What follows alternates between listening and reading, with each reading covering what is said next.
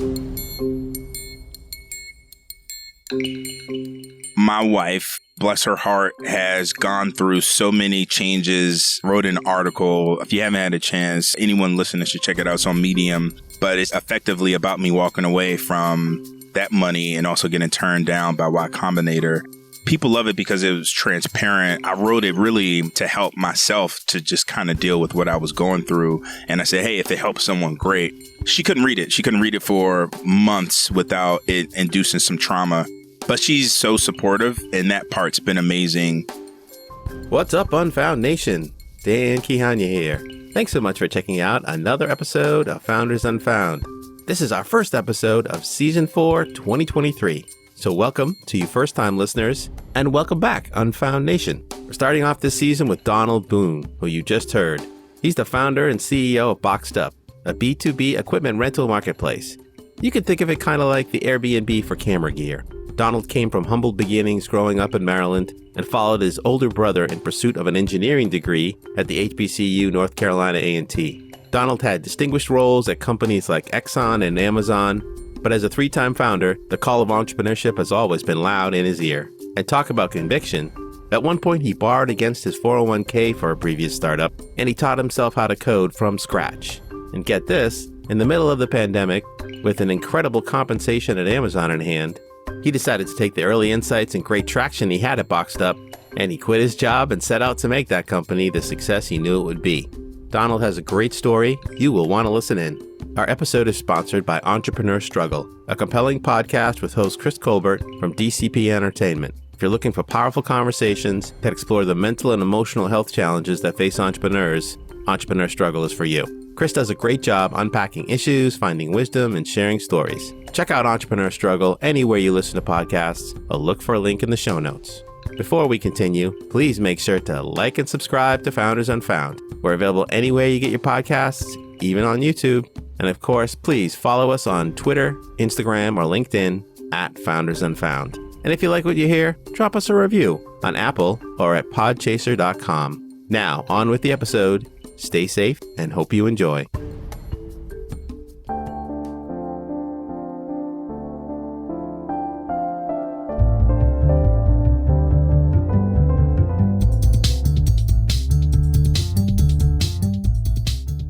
Hello and welcome to Founders Unfound, spotlighting the best startups you don't know yet. We bring you stories of exceptional founders from underrepresented and underestimated backgrounds. This is our latest episode in our continuing series on founders of African descent. I'm your host, Dan Kihanya. Let's get on it. Today, we have Donald T. Boone, founder and CEO of BoxedUp, a B2B equipment rental marketplace similar to the Airbnb for camera gear. Welcome to the show, Donald. We're super excited to have you on. Thanks for making the time. Thanks for having me, Dan. It's been a while. It's been a while since I've recorded a podcast as well, so I'm looking forward to diving in. This will be fun. Outstanding. We're excited to have you. So I gave, obviously, a brief introduction to the company, but could you tell us what exactly is BoxedUp up to and what are you trying to solve? Yeah, we're as you mentioned, a B2B equipment rental marketplace like Airbnb for equipment because everyone knows Airbnb. My grandmother knows Airbnb. And what we really do is bring that exact same experience to the equipment rental side, which for a long time has been underserved. And very specifically, equipment, we're talking cinematography and filmmaking equipment. So a lot of people don't know, but there's this vast network of individual equipment owners and I'd say local rental shops that have amassed a lot of equipment. And a lot of these creators that make a lot of the things that we watch on Hulu or Netflix or even in the movie theater, they actually borrow and rent a lot of that equipment from these local shops to make their content. So we do everything in that space to try to make that transaction a lot easier. A lot of these shops typically aren't tech and platform savvy. So a lot of what we're doing is just really making it easy for your modern day creator to be able to find, rent, return the things that they need, the tools, so to speak, to make their artwork. I love it. It's a brilliant idea, big idea. And BoxedUp is like a great name. So you're obviously thinking about the brand from an early on time frame. But before we talk more about BoxedUp, let's hear a little bit about Donald. Where are you from? Do you have brothers and sisters? Tell us a little bit about growing up. Yeah, so grew up very, very, I'd say humbly is the way I like to put it. Seat Pleasant, Maryland. It's in Prince George's County, Maryland, a suburb of Washington, D.C. I grew up the youngest of three. So older brother, Dorian, who was 4 years older than me, and then an older brother, Darnell, who's 8 years older. My brother Darnell was a half brother. So for the most part, really just my brother and I kind of growing up in a household. Never in a million years did I think I'd be running a tech startup and kind of where I am now. So my life has gone through tons and tons of twists and turns. And those early days, just really kind of getting after it. We played a lot of basketball around the neighborhood. My mother tried her hardest to keep us out of harm's way. Knuckleheads around the neighborhood, egging apartment buildings and houses and doing all sorts of things that inner city kids do in the Washington, D.C. area. And we were sort of the good boys throughout the neighborhood, sort of mixed with a lot of, I'd say, sort of nice and not pleasant things that a lot of people go through on a day-to-day basis. But really, honestly, thankful for a lot of those experiences. I don't think I'd be where I am today without those. Interesting. Do you want to share any of those?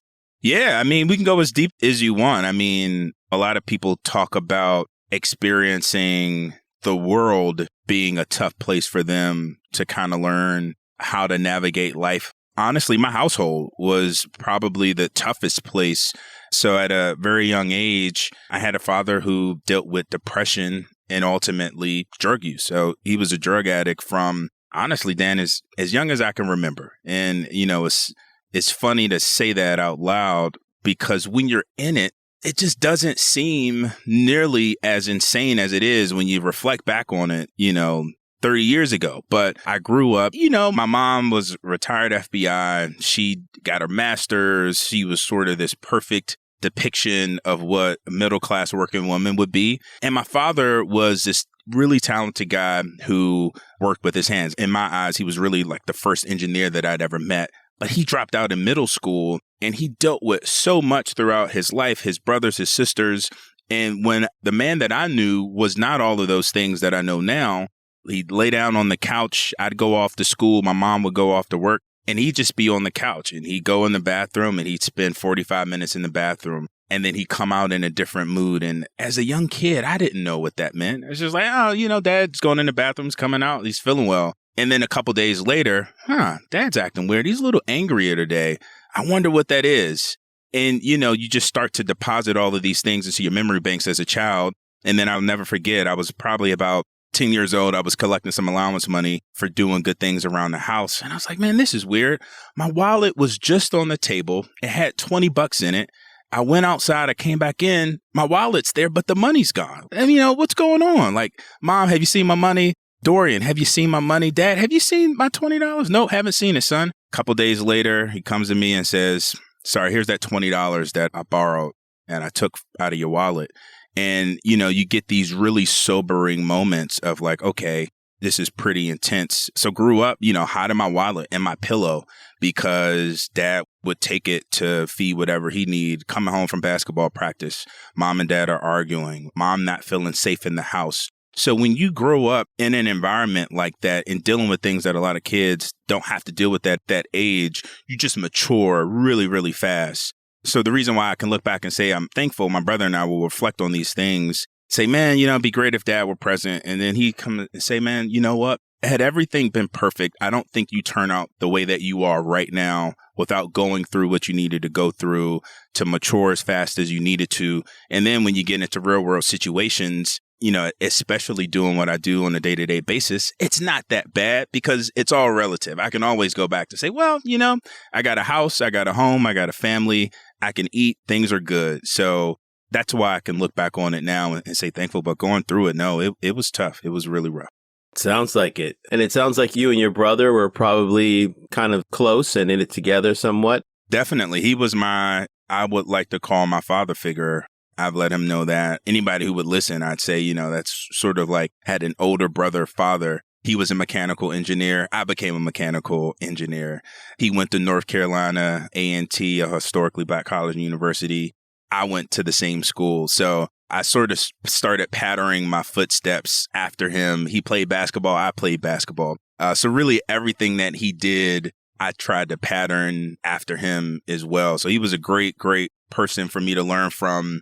And I struggled when he went off to college. I was this young, impressionable high school kid. And I look back on it now like, man, I wasn't as good of a basketball player that I could have been. It's like, why didn't it work? It's like, oh, my father figure was sort of gone from my life. And I think I underperformed in a lot of areas, but he helped get me on the straight path and basically coached me through all of the mistakes that he made, at least from an educational standpoint and from a corporate standpoint. So when it came time for me to go to college, I'd had all of these sort of a practice run via my brother, and I was able to kind of navigate and make sure, all right, I can pledge a fraternity, but don't do it the first year. Wait until your second year. Focus on your grades the first year. So, I came out of first semester with a 4.0 and all these things that a lot of my colleagues didn't have the same perspective going into that experience that I'm thankful that I have for. But a huge shout out to my brother Dorian. He was great in that way. That's awesome. Like you said, the journey informs who we are. Right. And the setbacks, the challenges, the crises, the celebrations, all of it. So you decided to follow your brother to A&T, or did you look at other places, or did it just sort of coincidence, which probably was impossible, but how did you end up going to an HBCU? Yeah, my mom graduated from an HBCU, but she didn't force any of that on us. She graduated from Stillman College in Alabama. My brother, obviously, he started at Morehouse and then went to North Carolina A&T. And I just knew I wanted to be an engineer. I remember, so we grew up, unsurprisingly, not a lot of money, given the circumstances that we grew up in. And I was just tired of being broke then. I said, I don't want to be broke anymore. I remember being in high school, Googling what majors make the most money.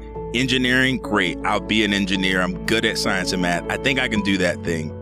And I remember Googling of the top engineers. It was chemical engineer. This is a different time, right? Chemical engineer, electrical engineer, mechanical engineer. And I really like cars. I said, all right, I'll be a mechanical engineer. And oh, by the way, Dorian's a mechanical engineer. That's what I'll do. So I knew I was going to go to a science and tech specific school. My choices were University of Maryland right around the corner, Georgia Tech in Atlanta, and North Carolina A&T was not on my radar at all. And I remember going on a college tour, and I arrive on campus, and the campus is nice. They've got these new suites. The band comes out and they perform. There was so much culture right there on the campus. And the best part is people looked and dressed exactly like me. I grew up in a diverse middle school. High school was predominantly Black, but I was sort of used to standing out at some of these places because I'd be in these tag classes. You know how some of the tag classes are traditionally in some of these neighborhoods where I'm like the only Black guy. There's like maybe one other Black guy and a Black girl, and then the rest of the class, no one looks like us. So I was just blown away when I arrived to campus at A&T, just how diverse the group of Black people were. And for the first time, I'd seen that kind of diversity in that sort of a higher education setting. And everyone looked comfortable. And I said, I'm not applying to anywhere else. I applied to A&T for early admission. As soon as I got accepted, I stopped applying anywhere else. I didn't even consider anywhere else after that. So it's funny, I'll meet a lot of people, and after a few minutes of conversation, they're like, oh, hey, this guy's a little different. Where'd you go? Did you go to Duke or Chapel Hill? Or like, nope, North Carolina A&T is the only school I applied for. So I always find that funny when I interact with people, but never considered another school after I was accepted, in one of the best decisions of my life. A lot of people are still learning about the HBCUs.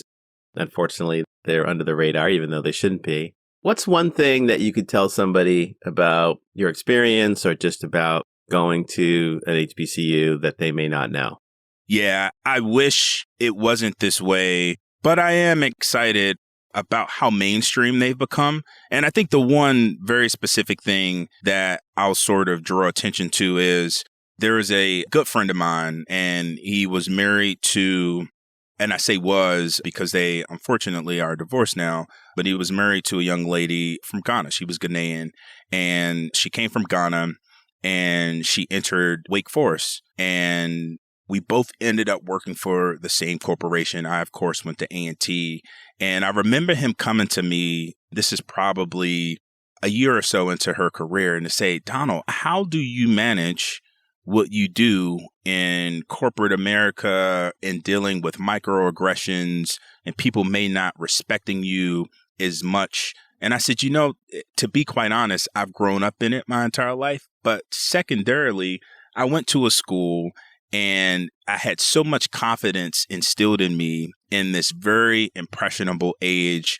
when you're somewhere for 4 or 5 years, however it takes you to graduate, and you get so much confidence boosting. That's almost just as important as the education that you'll get, because so much about being successful in the world is so far and above exactly what you're going to learn in the classroom. It's the dynamics on how to navigate a meeting, how to navigate difficult people, how to run an organization doing community service and charity work. How do I navigate balancing? There's this party going on Saturday night, but I got a midterm on Monday that I really need to do well in. So you get all of these dynamics just thrown at you in a place that you're comfortable enough to be able to be yourself, to not feel like you have to dress up and be performative, but you can relax, be yourself, and be intentional about your education. And I'd say by far, the HBCU experience creates an environment where you can be comfortable being yourself, being vulnerable,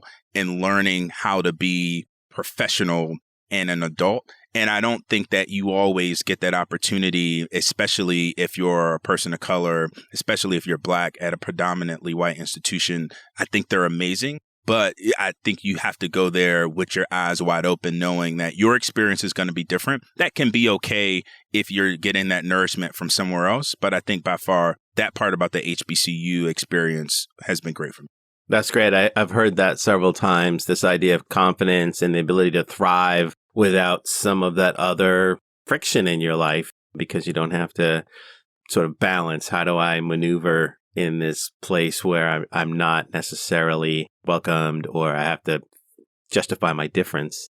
And then when you get out and it's thrown at you, you now have enough confidence to be able to layer it on if you need to, right? So, okay, cool. I didn't have to wear a suit to class, but I have to wear a suit at this place that employs me. I'll wear a suit. I used to not have a beard. You had a clean face. I'm okay being and doing that because I've been, for 4.5 years in this place of comfort. And now I'm confident in who I am and what I can do and what I bring to the table and how I stack up against others when I'm thrown in those environments. Okay, I've had enough practice doing the other stuff. Now this is just an extra layer to add.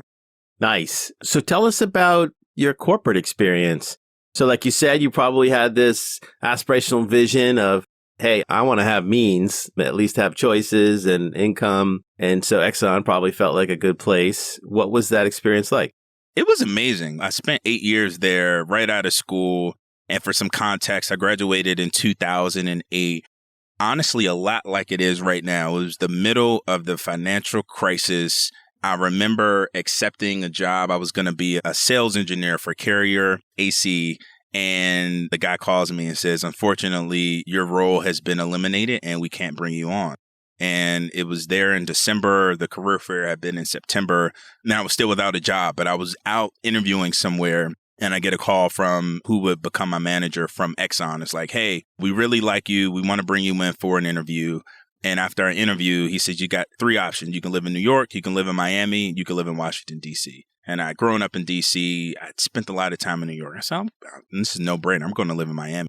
So I go to live in Miami, first roll out of school, absolutely tremendous. But it was the first time I was, I'd say, financially secure. So, chasing money at the time was what I felt like I needed to sort of check that box in my experience, because I just spent so long in money being the predominant thing. We'll come back to this, but at the time, it was great. It was just so freeing to be able to invest in stocks and even think about real estate and contemplate thoughts that I'd never just had the opportunity to do.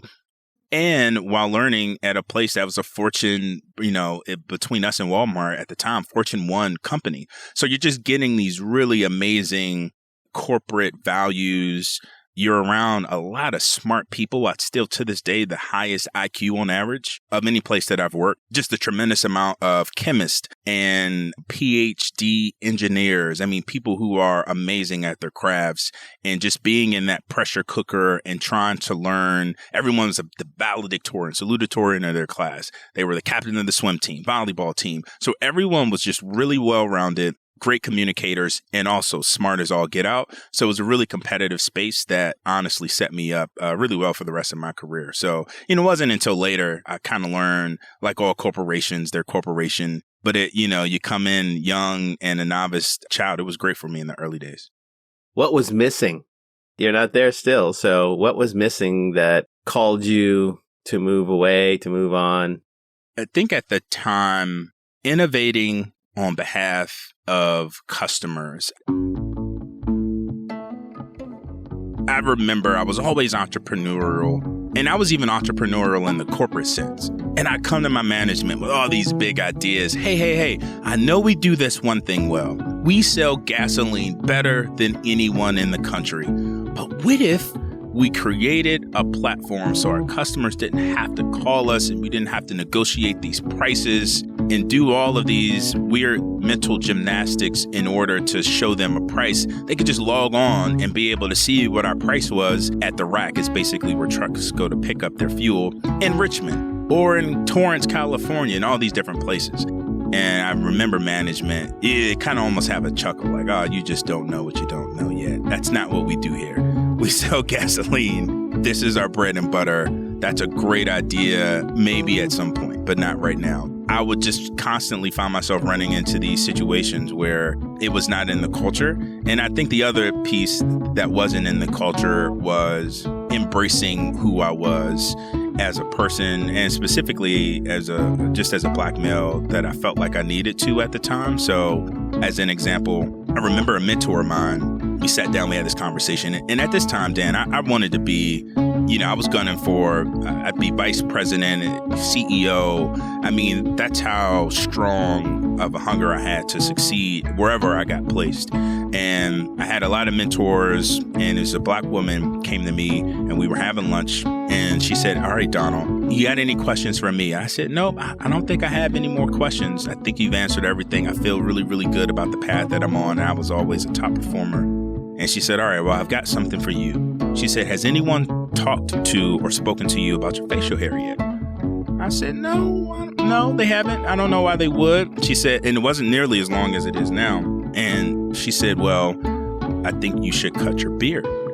And I said, why do I need to do that? I have facial hair. When I cut it, I get ingrowns. It's really uncomfortable. She said, don't worry, I've got a dermatologist for you. And I'd say, well, I'm not necessarily comfortable. And she said, if you look at the people in leadership across ExxonMobil, what do they all have in common? I said, well, first off, they're all white. And she says, yes, but they also don't have facial hair. They're all clean shaven. And if you want to be successful here, you effectively have to look the part. And I remember distinctly going home and I said, I really, really want to succeed here. I'll try anything. Even to this day, I'll literally almost try anything. And I shaved my facial hair off, all of it. I was clean shaven. And I remember looking in the mirror and almost unrecognizable to myself. I mean, I hated who I was.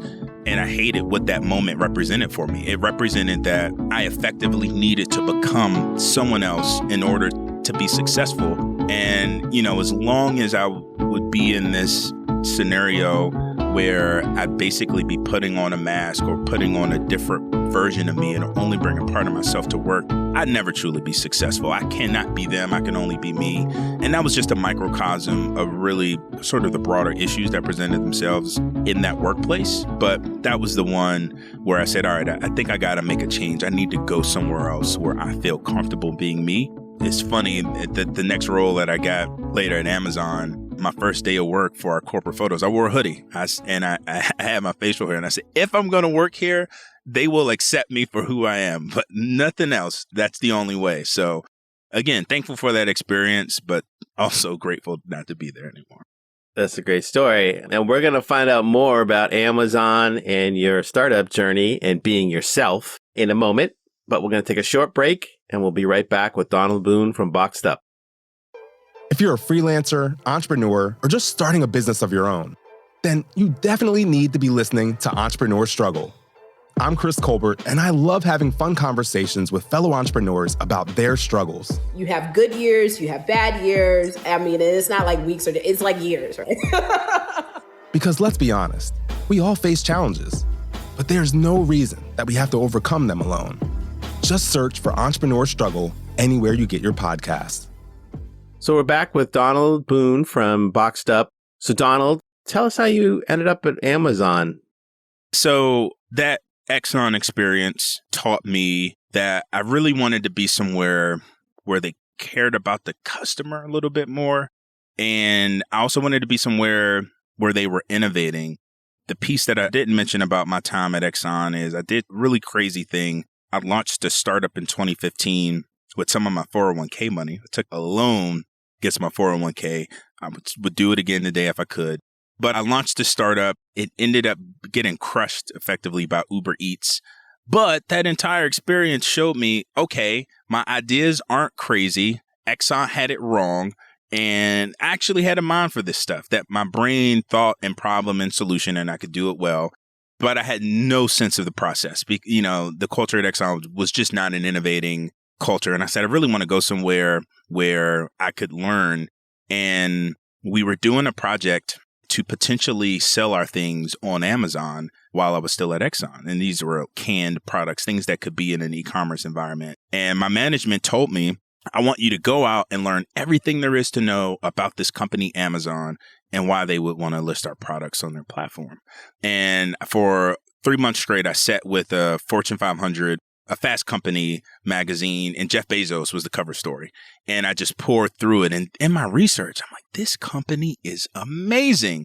And I was learning about two-piece teams and customer obsession and how they launched fast and failed fast. I'm like, I got to work here. And it was sort of in that epiphany on that role where I said, this is the place I need to be. So I get taken off that project and get placed on another one. And the day I got taken off, I emailed my two contacts and said, hey, would love to absolutely work for you guys. Anything that I can do that would be of interest. And a couple months later, I was interviewing, one interview in, which doesn't happen a lot at Amazon, and I was hired. And it was my college career, my college degree for innovating, learning, everything from start to scale was absolutely tremendous for me. What's some things that you take with you into your current entrepreneurial journey that were sort of part of the Amazon culture or part of the way that you did your job and what you learned at Amazon? There's so many. I'll start with 3 because I think that these are really cornerstones that I still use today. And I think that every entrepreneur, honestly, every company can learn from. They even do a bit of this where they come in, they have other companies come in and kind of learn and teach them how to work backwards from the customer. But the first one is just that it sounds so simple and novel, but listening to what customers have to say and building products and iterating your platform based on their feedback was something that I had not seen in this environment before. It's really common in startup, is not common in corporate. You figure these large corporations, they don't pride themselves on being adaptable and iterating quickly, but Amazon did. So every time, our meeting rooms, as an example, we didn't have pictures of our products. We had pictures of our customers. We had quotes of our customers. I'll come to this documentation piece because that's the second one, but we'd read a document, which is effectively a pitch to build something, and management would read through it and say, I don't see enough customer feedback here, or what persona are you serving, or what are our customers saying? It was always first and foremost, this doc is good, but it doesn't have any customer quotes. You need to talk to more customers and then bring those in. So just this idea of customer obsession and customer focus really taught me from the get-go that whatever we build, I may have an idea, but at the end of the day, it's just a hypothesis. Our customers will ultimately determine how they want to use it, what parts of it they like, what parts of it they don't like, and ultimately help us build the right product. So that was the first one. The second one was really this idea of writing documents to express your ideas and yourself and not presentations. This one is actually pretty well known, but there weren't a lot of presentations and PowerPoints at Amazon. There were documents. And I was like, this is weird. They don't actually read these things. And no, and the first week we'd sit down and someone would hand out 6 pages of staple pieces of paper to every single attendee. 60 people would crowd in a room. And then we'd all be quiet for the first 20 minutes while people read. And then they'd take their pencils and the pens out. They'd mark through. They'd annotate. They'd mark questions. Like, this is the oddest place I've ever been. But what it did was it removed the performative nature of corporate America. You go into some of these big corporations and it's not the best idea wins. It's who can sell their idea the best. Who's the best presenter? Who's the best person at corporate handshaking and elbow rubbing? If you write a document, it removes all of that because it presents everyone with the same amount of facts at the same time, and everyone has to digest it. And then once you digest it, you open up and have a conversation. So we actually write docs at BoxedUp. This is one of the core ways that we communicate and really make sure that we're onto something. We do it as scrappy and quick as possible so we're not bogged down by the time. But the doc writing was the big piece. And then I'd say the third one was really kind of all of the inner workings of what made Amazon successful, starting with a small team, 2-pizza team, doing it scrappy, hating your first version of your product, but knowing that, hey, we just got to get it out there.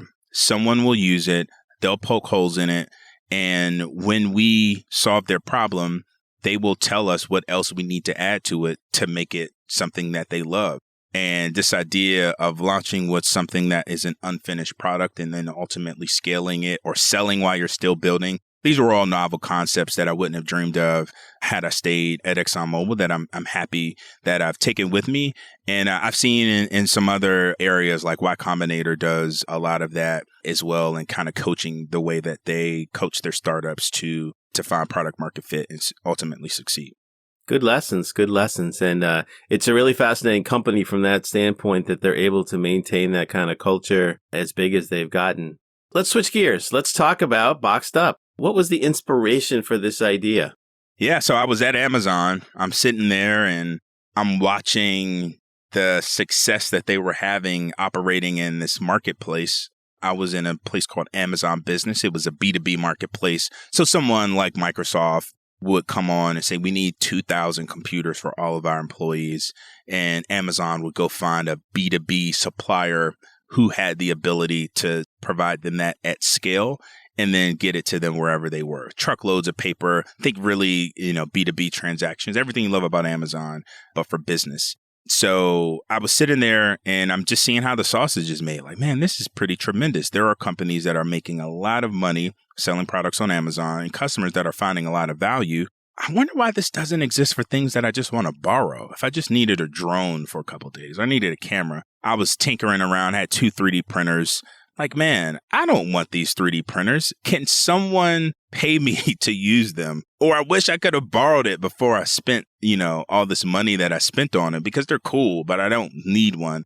I was done with it after a couple of weeks. And I just remember wishing that I could do something like that. And I said, you know what? I'll just try it. I'll spin it up myself. I did a little bit of research to figure out if anything like it existed, and it didn't. And I said, all right, I'm going to make the Amazon, but for rental products. And I looked around my house. I had a couple 3D printers. I had a couple of drones, had some Sonos speakers that were like plugged into the wall that we were using. I said, all right, this is the stuff I'm going to list. I'm going to list this stuff. I'm going to buy a couple of drills and just see what people list. And I built a Squarespace page, came up with the logo, the branding, the boxes, pretty much everything soup to nuts. I made this challenge for myself to do it in 100 days or less and then just launch it, even if I didn't love the way it looked. And here we are today. But it was all kind of birthed from me watching Amazon succeed at scale, wondering why it didn't exist in the rental world, and then just spinning up a really, really quick concept to see if anybody would even be interested in using it. That's cool. That's a great epiphany. So in those early days, you were still working at Amazon and still trying to figure this out. What were some of the insights or the feedback that you got from customers or the market that said, there's something here? It was honestly those first couple of days just testing. I think in those early days, it's important for entrepreneurs. And I've heard a lot of other, Sarah Blakely for Spanx talks about this in this How I Built This interview. But in those early days, it's such a delicate idea. I didn't want to distract or discourage myself or have my inner circle discourage me from at least trying something. And she talks about this sort of same concept of not letting other people or outside forces sort of get in the way of what your gut is telling you to go out and do.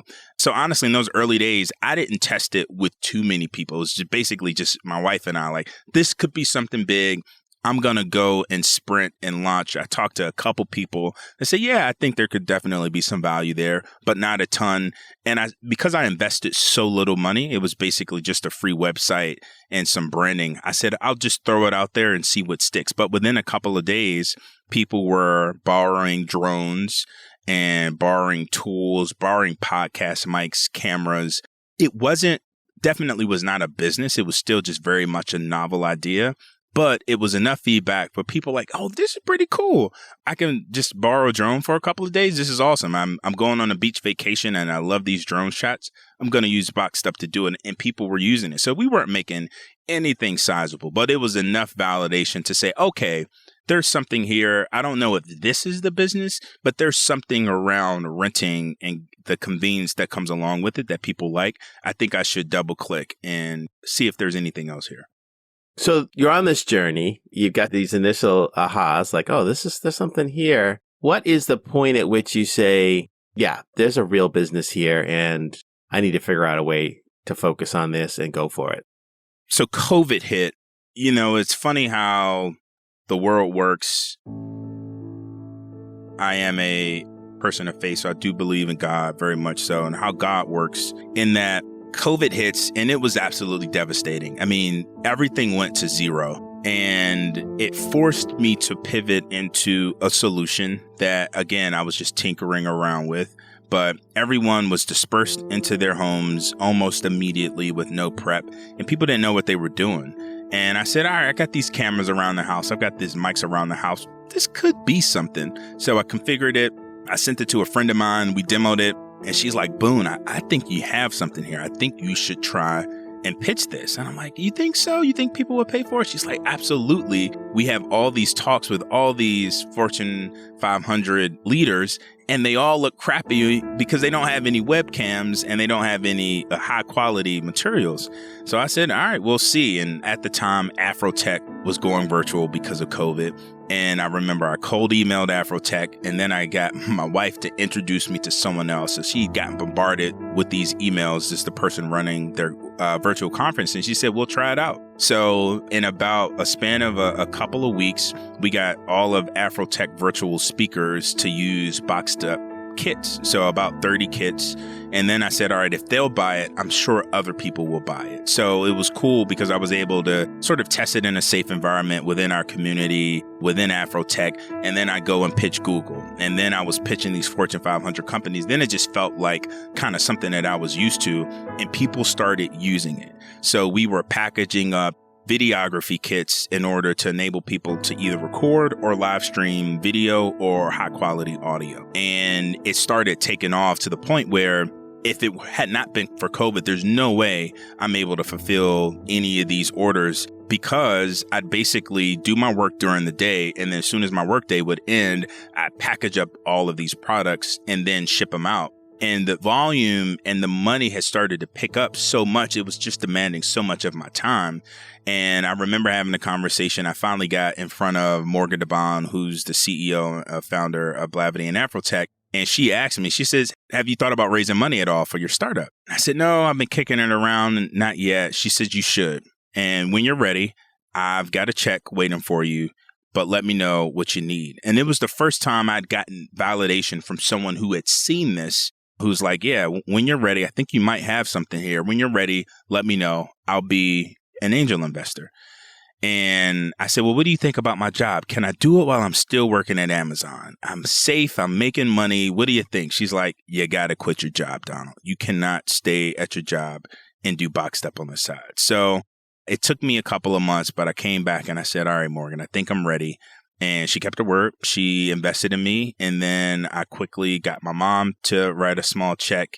And I just did this very small friends and family round just to give me enough confidence to say, okay, I think I can go about this full time, but now I need to plot an exit that'll at least give me enough cover and enough of a safety net so that we've got some safety and some security while I go out and really fundraise for this thing.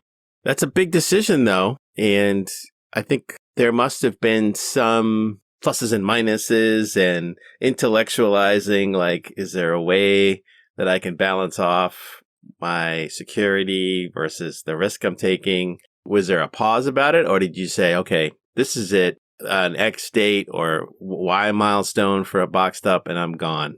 I wish it was as easy as setting the date. I'd say that's the complexities of kind of going about life the way that I have. My wife at the time, it was she and I, and we had 2 kids, and we had just lost my father-in-law. And it was the absolute worst time to even be considering what I was thinking about.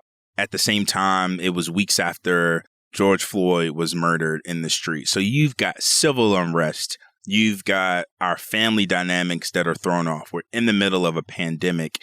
And I just saw this window of opportunity that if I don't strike now, it's never going to happen. It's never going to take off. I'd had ideas before, and I'd always hesitated to act on them just to see it come to fruition via someone else or someone else's vision.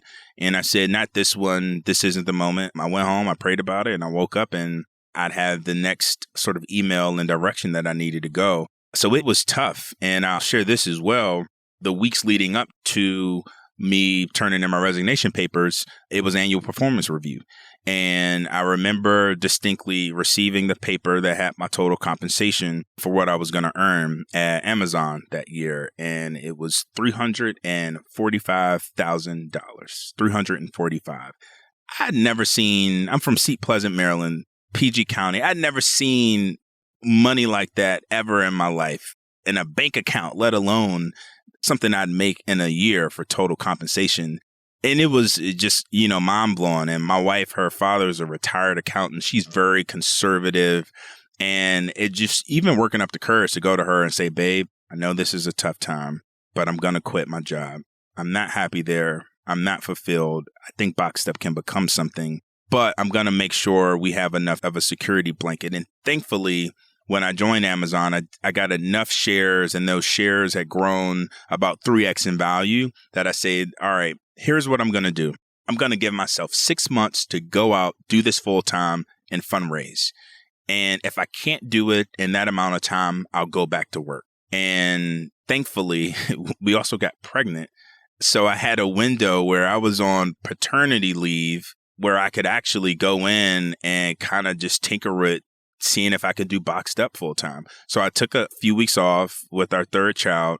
And then, crazy enough, I took the remaining time while we were doing all sorts of other things. I'd rest for part of the day, but then I spent a lot of time thinking about scaling BoxedUp. So when I went back to work, finally, I was able to walk away knowing that I had a plan. I was going to give myself 6 months. And if it didn't succeed, I was ready to go back to work. But I said, for now, I'm just going to focus on BoxedUp. So we made the decision, and we moved in with my mother-in-law in Greenville, South Carolina, with all 3 of our kids in this 3-bedroom home. And we were shacked up there. So it was a crazy, crazy period of time. Kids were home, finally gotten them off to daycare. I'm doing this startup. I'm raising money. I'm in the backyard, my mother-in-law's house, just to try to see if it was something that would take off. So crazy period of my life, but I wouldn't trade it for the world, to be honest. It's amazing. That's an amazing story. Thanks for sharing all that. And, I think folks underestimate, especially when they see the headlines in TechCrunch, they underestimate the sacrifices that people make and the families of entrepreneurs make. That sounds like a tremendous journey where you could have stepped back at any point and said, you know what? Even though there's something here, I got to make sure that we're settled and we're safe and we're not worried and stressed about means and healthcare and all these things. So tremendous fortitude on part of you and your family to make that big jump. Well, we're going to take a short break and we'll be right back with Donald Boone from BoxedUp. If you're a freelancer, entrepreneur, or just starting a business of your own, then you definitely need to be listening to Entrepreneur Struggle. I'm Chris Colbert, and I love having fun conversations with fellow entrepreneurs about their struggles. You have good years, you have bad years. I mean, it's not like weeks or days, it's like years, right? Because let's be honest, we all face challenges, but there's no reason that we have to overcome them alone. Just search for Entrepreneur Struggle anywhere you get your podcasts. So we're back with Donald from BoxedUp. So Donald, we were talking about the journey and sort of the big decision to take on BoxedUp and sort of a full-time amidst basically all the signals that would tell you not to do that.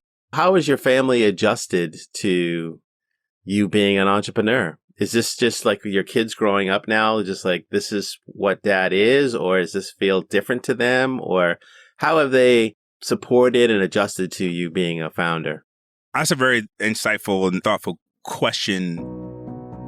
I'd say my wife, bless her heart, has gone through so many changes. I was mentioning in the break, I wrote an article. If you haven't had a chance, anyone listening should check it out. It's on Medium, but it's effectively about me walking away from that money and also getting turned down by Y Combinator. People love it because it was transparent. I wrote it really to help myself to just kind of deal with what I was going through. And I said, hey, if it helps someone, great. She couldn't read it. She couldn't read it for months without it inducing some trauma. But she's so supportive, and that part's been amazing.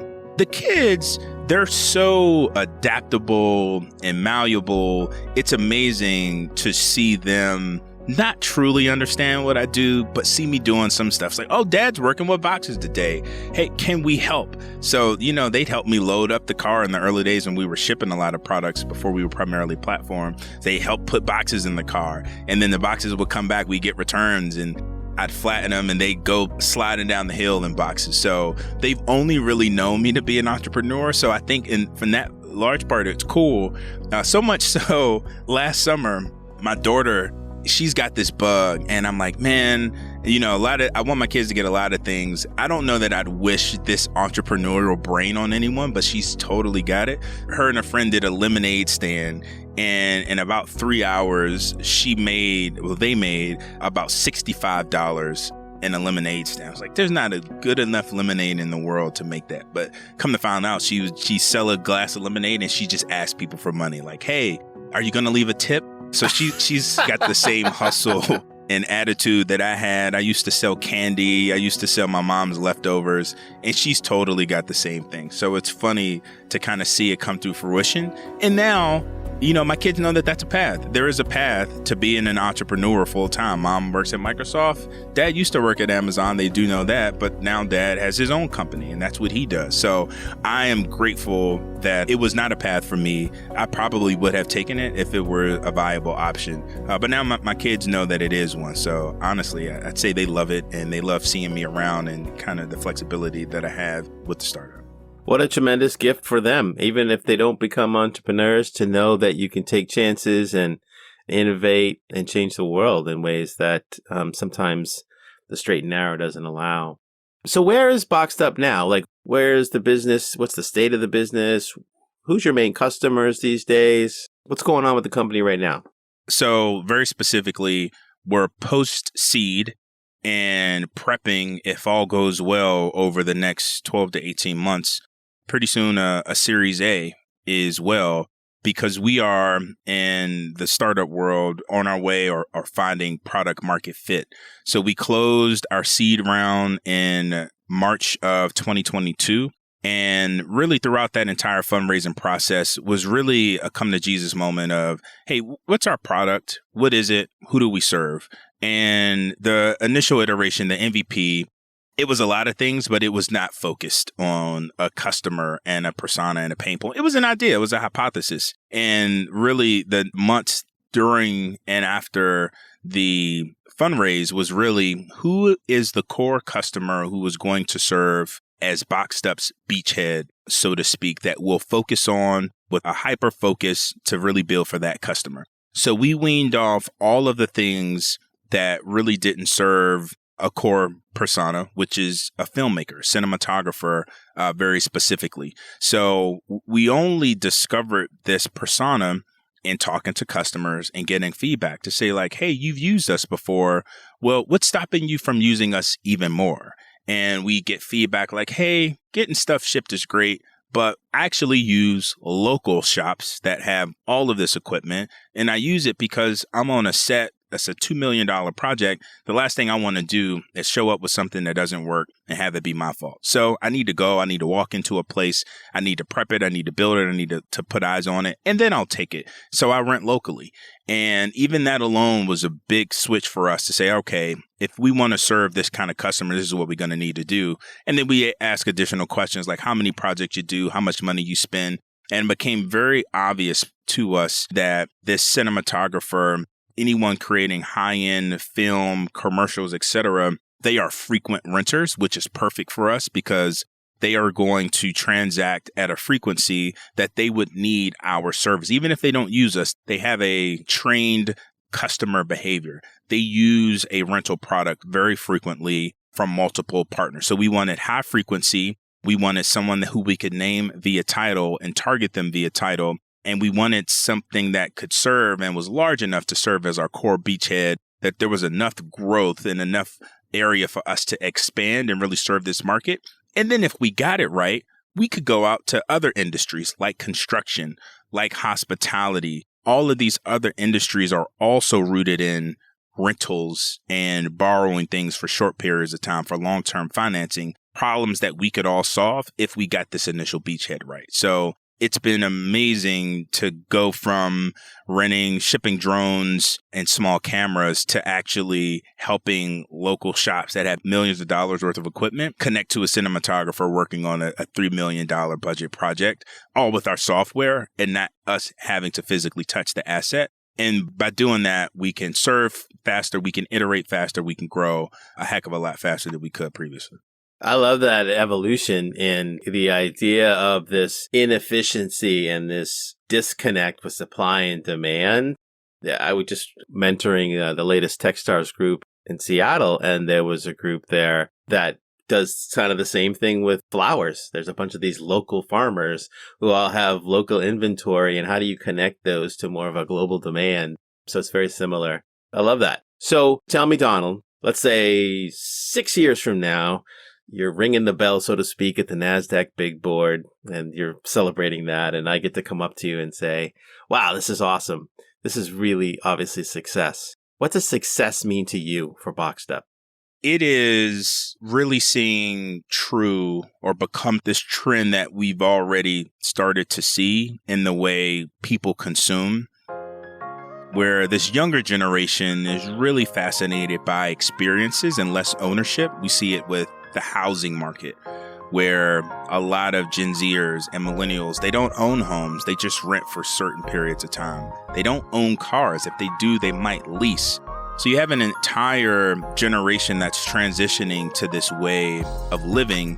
And when BoxedUp is successful at scale, we'll be able to help that dream come true in areas outside of cars and home ownership, but also equipment and tools. If you need a deep clean your carpet for a couple of hours, you'll be able to have someone on the BoxedUp app, rent it, have it dropped off to you. You use it for a couple of hours, and then when you're done, have a carrier come and pick it up and drop it back off to the owner. So really creating this market across the world where we're able to connect these inefficiencies that exist between supply and demand, and do it in a way where we can make the logistics and the transaction so easy that it is more favorable than actually going out, purchasing, and contributing to the waste that we all see in the overspending and the over consumerism that we're seeing throughout the world. And that's really kind of what it's about for us, is starting in this one very small niche, but then having this vision to say, we think the world is going this way. We see it going this way. How can we build a platform that helps people do what they want to do, but they don't have the option to do for some of these smaller ticket items or big ticket items that are in disparate parts of the world? We can help connect them with our technology at BoxedUp. That's a great vision. I love that. And it connects a lot to a lot of things that are very pertinent and relevant for today, not just the Gen Z desire to pursue experiences over ownership. My own son was telling me this earlier, who's in that generation. Oh, nice. But the climate impact, obviously, the more stuff we have and the production of that stuff certainly has some impact. So I love that vision. So with our time remaining, I just have a couple more questions. How does the world remind you that you're a Black founder? Good, bad, indifferent. My brain almost instantly always goes to the bad. You know, we don't look like what success has looked like historically for the world. So I'd say more than anything, that fundraising process, that reminded me, that was just the starkest reminder that we're in the same arena, but we're playing different games because founders that aren't Black have access to resources, tools, mentors, and an entirely separate pot of money that I don't as a Black founder. And in that way, if you're basically trying to do the same thing and find product market fit with one hand tied behind your back, it makes it really, really difficult. So I'd say, unfortunately, only negative connotations most quickly come to my mind when I think of the world reminded me that I'm a Black founder. It's why we have this podcast, is to demonstrate that there are amazing founders who are of African descent. And I want to normalize it too. I want you to be a founder. Not a Black founder, not a 5'10" founder, a founder, right? And so tell us a little bit about your fundraising journey. You documented it really well in the Medium article that you wrote, and we'll include that in the show notes. But what's like one or two lessons that you learned from your fundraising journey? At the end of the day, I don't think that VC in general, I don't think it's a innately, purposely racial or racially charged. I don't think I've never gotten the sense that anyone was racist and they just didn't like me because I was Black. But what it is a relationship business. And you give money to people who you understand, comprehend, can see yourself with. You're going to spend a lot of times with these VCs. So they give money to people who look like them and who they can identify with and whose backgrounds are familiar with them and whose things that they do on the weekend most resemble their own. So in that sense, I sort of put myself in the same reason why I chose North Carolina A&T when I arrived. There's so many people like me. All VC is doing is pattern matching. They're saying, I'll need to chase success because I need an exit for all of these reasons that VCs do.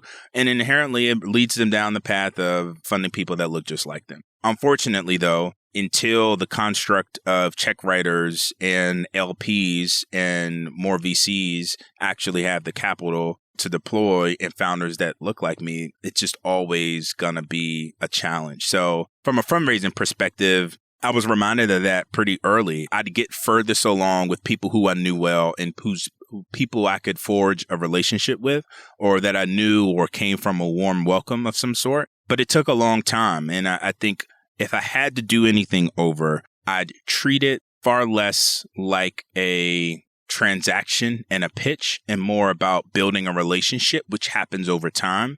And not trying to do it in this very succinct short time period where not only am I pitching them on the company and the vision of BoxedUp, I'm also trying to get to know them as a person. And doing both of those things at the same time is insanely difficult, which is why it took me nearly 6 months and hundreds of pitches in order to do so. The people that do it well, they start networking far sooner than they start pitching and raising money. And if there's any word of advice that I'd give, it's to start that networking process far before you ever need the money. And then when you need the money, you ask the people that you know you have good relationships with and that believe in you for the money. It makes all that a ton easier. I just wish someone would have told me that before I started my journey. Yeah, that's great insight. And it's so true. There's a relationship capital, which is exchanged in addition to financial capital. And the networks end up becoming pretty important. And, you've talked about how, some of your early, sort of comrades in BoxedUp came from Amazon, right? And from your relationships there. And so it's a great insight. And I wish there was a way to teach that in a way that was productive. But some of it, I guess, is just learning as you go. But it's painful when you have to go through that many transactional no.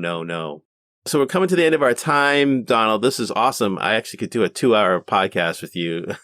You just have great insights, great stories. But we always like to end with a call to action to Unfound Nation. What ways can we be helpful to you or to Boxed Up? I think that the biggest thing for us, if you know anyone making a movie, tell them to check us out. Even before then, supporting us on social means a ton. We're at Try Boxed Up on Instagram, TryBoxedup on Instagram. It's where the majority of our customers live. So even if you don't know someone making a movie, or if you're not doing it yourself, following us, liking our content, engaging with our content helps us better reach our community, helps us extend our reach at a lower cost of acquisition, which is tremendously helpful for us. So if you could follow us on Instagram, that'd be great. That means the world to us. That's terrific. And are there other ways that people can find out more information or get in touch with you? Totally. Trybox.com, the same handle that we use for our Instagram. That's us on Twitter. That's us on LinkedIn. Active on LinkedIn, not nearly as much as I used to be. And then I always add this as well. My email is donald@tryboxedup. There's so many tools that, people can use to find your email one way or shape or form. But I always just give it out freely, because if you need some help, never hesitate to drop a line. I'm busy as all get out, but I do try to prioritize and make time for people that reach out with really good intentions, because I didn't necessarily have that support when I needed to learn the lessons about building those relationships. So I don't want that to stop someone from learning some of the things that I struggled with. So you can always hit me up on email as well. Thank you, Donald. This conversation has been incredible. I really appreciate you taking the time. Thanks for the opportunity, Dan. Absolutely love it. Just make sure you bring me back after we ring the bell. I want to come back. I want to tell people about the rest of the journey when we're on the other side of it too. I love that. Thanks again. Really appreciate it. Thank you. We'd like to thank our guest, Donald Boone, and our sponsor, the Entrepreneur Struggle Podcast. This podcast was produced by me, Dan Quijana, with audio editing and production by We Edit Podcasts. Don't forget to subscribe wherever you listen to podcasts, or simply go to foundersunfound.com/listen to. That's listen, T-O. And follow us on Twitter, Instagram, or LinkedIn @FoundersUnfound. And please make sure to tell your friends about us. We so appreciate every new listener. Thanks so much for listening in. I am Dan Quijana, and you've been listening to Founders Unfound.